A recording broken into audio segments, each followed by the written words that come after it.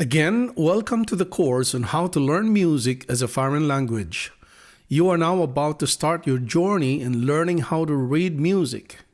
Our first course is called Introduction to Music Symbols. This is Grade 1, Level 1.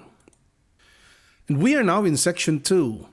And in this section, we shall be learning the first set of music symbols. And here's what we will cover in this section. First, we study the music alphabet, then the music staff, then the music notes and music rests. Then we shall look at the stem and the note head and some stem rules on the position and its direction. First in the list is the music alphabet.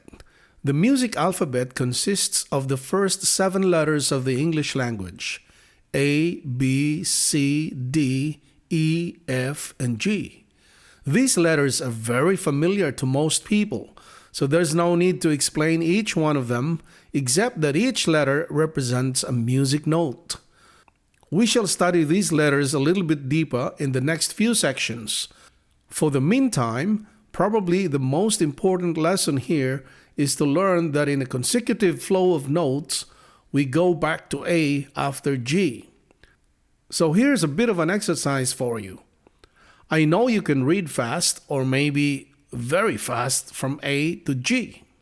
Now, can you do the same backwards? Try reading the same speed from G to A. Secondly, we look at the music staff.